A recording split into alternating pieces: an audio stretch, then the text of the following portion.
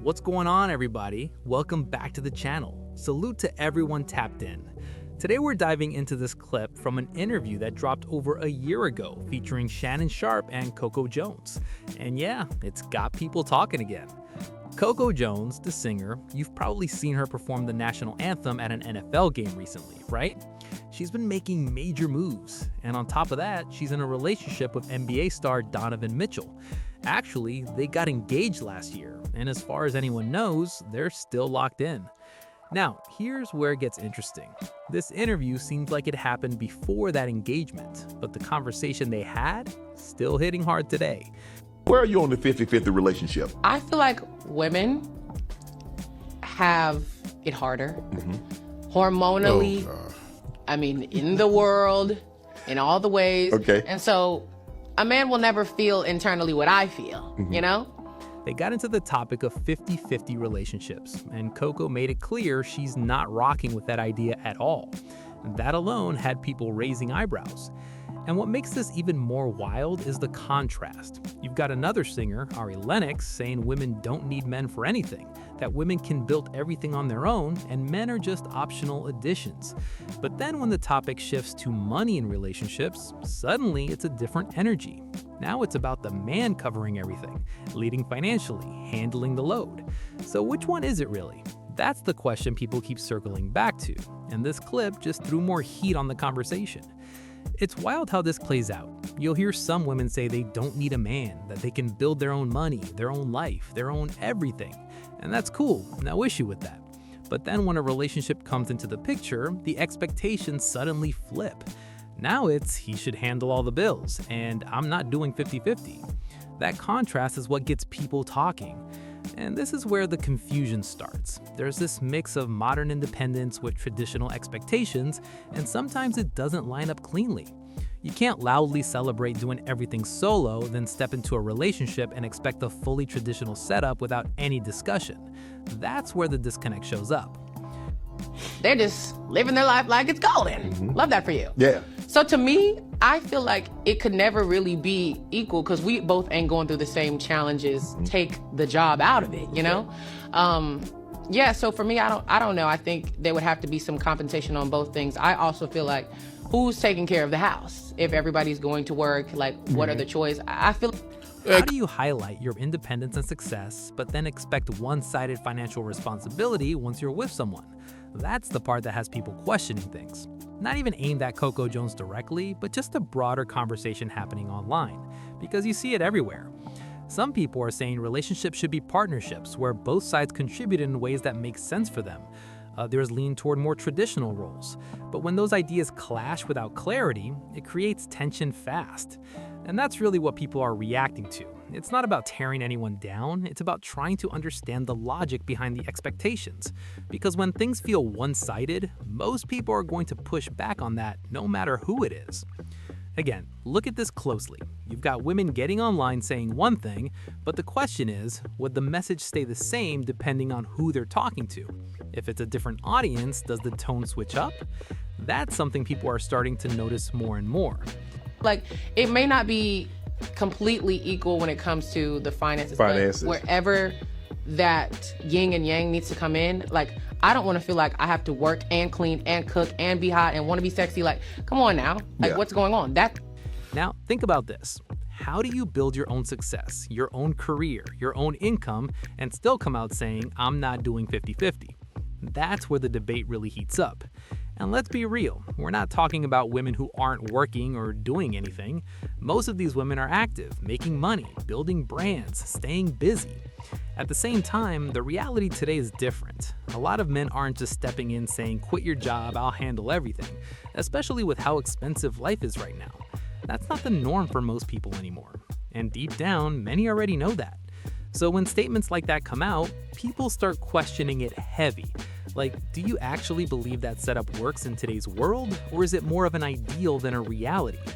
And just to be clear, this isn't even personal toward Coco Jones.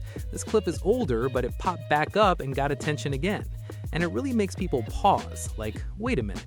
In a lifestyle where success is already there, where resources are available, even help around the house is possible. What exactly is being expected here? It's just not fair. Right. Maybe in a numbers way we're splitting things, but I'm going through a lot Right. on the side. So I feel like there needs to be some compensation in that way. You okay with the man being the head of the house? Yeah, I do feel like that is my tea, because I do come from like a very Southern and very traditional, and that's what I saw. And I think for me, I don't wanna have to do that. There's too many, on this side in my own career, there's too many questions, too many decisions, too much brain power going to that I don't wanna also have to do that for a family. Right. No thanks. Come on now, think about it. In a situation like hers, being with an NBA player, you're really trying to say there aren't resources in place to make life easier? That doesn't add up. At that level, people usually have help for everyday tasks like cleaning or managing the home. So the idea of struggling over those responsibilities doesn't really match that lifestyle. And let's separate the scenarios clearly. If we're talking about an everyday household where a man is working a regular job, not bringing in millions, then yeah, things look different. In that situation, both people are likely juggling responsibilities. Maybe one is working long hours while the other is handling kids, cooking, cleaning, and everything else that comes with it.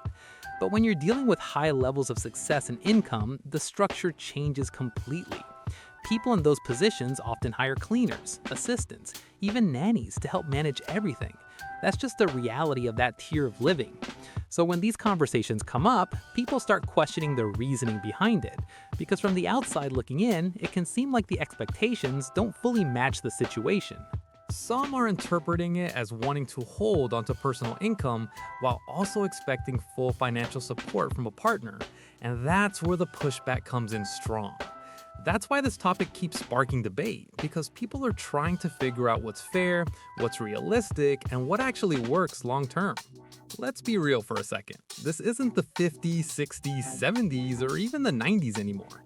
The whole dynamic has shifted, especially with how expensive everything is today. Most men are not out here demanding that their wives stay home full time. That's just not the reality for a lot of households now. If a woman decides to stay home with the kids, in many cases that's a personal choice, not something being forced on her. And if you actually ask a lot of working men, would you want your partner contributing financially too?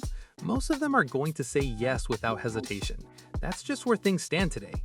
So when people bring up this traditional image of the stay-at-home wife, it can feel a bit outdated in certain conversations, especially when you compare it to high-income lifestyles.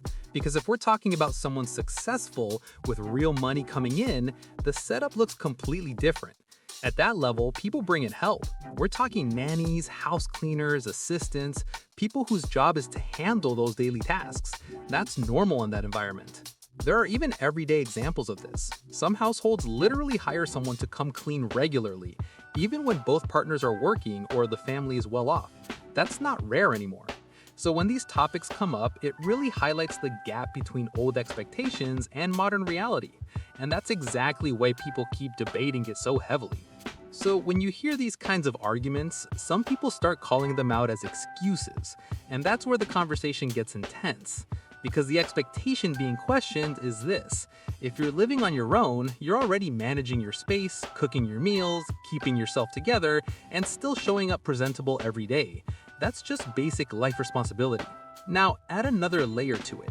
There are women out here balancing work, raising kids, staying active socially, and still handling their day-to-day lives. That's not easy at all, but it shows that people are capable of managing a lot when they have to.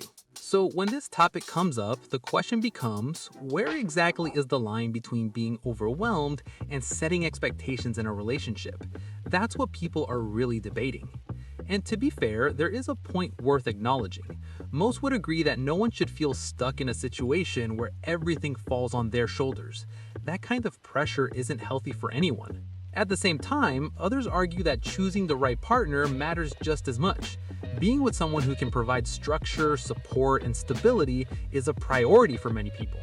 So now you've got two ideals colliding, avoiding unfair burdens while also wanting a relationship dynamic where one person takes more of a leading role.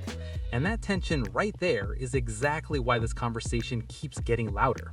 At the end of the day, a lot of people still believe women should feel comfortable letting a man take the lead in certain areas, especially when it comes to providing and maintaining structure in a relationship. That's been a long-standing idea, but the moment you bring up gender roles, you can see how quickly people react to that term now, It's almost like it's become a trigger word. Even in this situation, Coco made it clear she doesn't want the pressure of running everything in a household. And yet, you've got many modern relationships where women are stepping into that role anyway, sometimes by choice, sometimes by circumstance. Now here's where it gets controversial. Some argue that certain women are choosing partners who won't lead because they actually want control of their relationship dynamic. And when that happens, things can fall apart fast because expectations aren't aligned from the start. Then the bigger conversation kicks in. The whole 50-50 debate starts to look like a contradiction to some people, wanting to be seen as equally competitive and independent, but then expecting a completely different setup once in a relationship. That's why this topic keeps blowing up online. It hits on real expectations, real preferences, and real disagreements. But I want to hear from you.